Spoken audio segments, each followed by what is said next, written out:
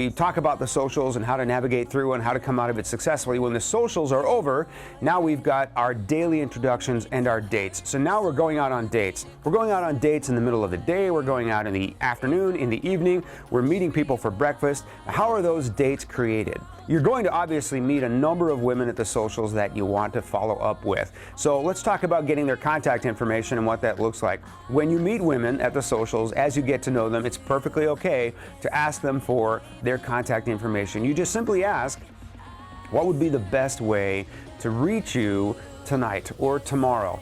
I'd love to have more time with you. If you're available for lunch, let's do lunch. If you're available for coffee, let's do coffee. Would you like to meet and just walk around the city a little bit, maybe get some dessert later on, something simple like that? How can I reach you? How can I make that happen? You could definitely make dates during the socials. A number of guys will do this. They'll come out of the social saying, I'm meeting a girl 9 o'clock tomorrow morning. I'm meeting a girl later on tonight. I'm meeting somebody tomorrow night. You can definitely do that.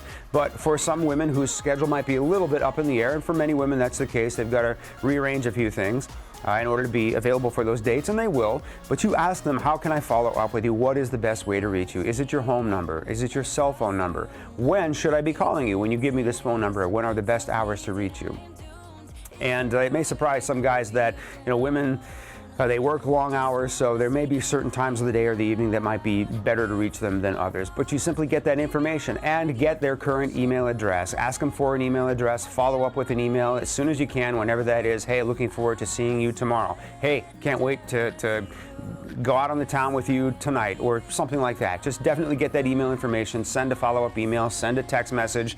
Don't overdo it. You're making a first impression, but get the contact information right up front. Make sure you have that. I can't tell you how many times guys leave the socials with women they definitely were interested in, whose contact information they didn't get. And we can usually get it for them, but it's certainly a quicker process if you just get it while you're there in the moment.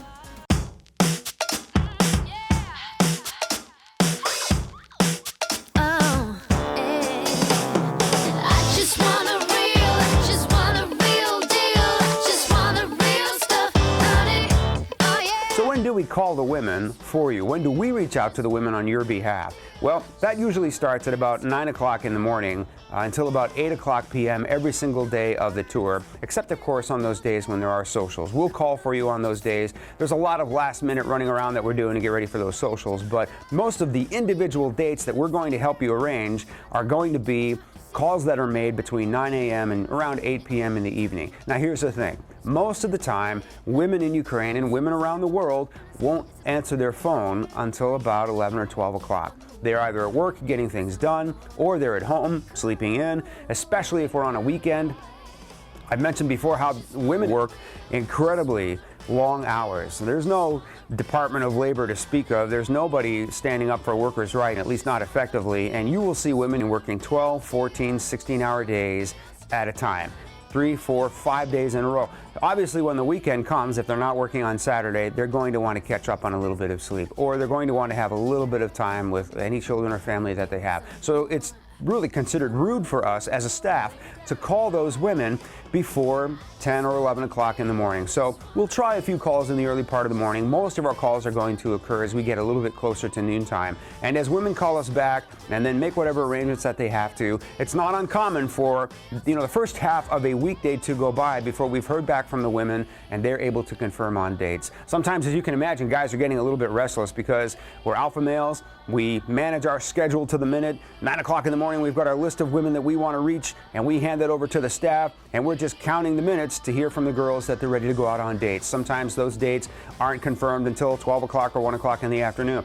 So guys are getting sometimes a little bit antsy at 11 or 12 o'clock, and then by 1 or 2 o'clock, boom, boom, boom, 3 dates just like that lined up for that evening or the following evening, the following day, etc. So there are specific times when it's more effective to reach out to the women. We have to respect the world that they're in and their families and their privacy and etc. So we do that. It's one of the things that distinguishes us from our competitors. We care a great deal about the women and their lives, and we treat them with respect. So we'll call them at times that are effective for us. We'll reach them. We'll arrange those dates for you.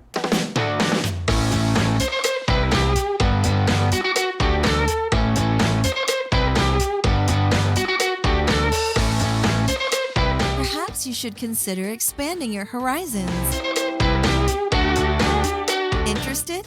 Learn more at Bangkok-women.com. If you enjoyed this video or want more information, please like our videos and subscribe to our channel.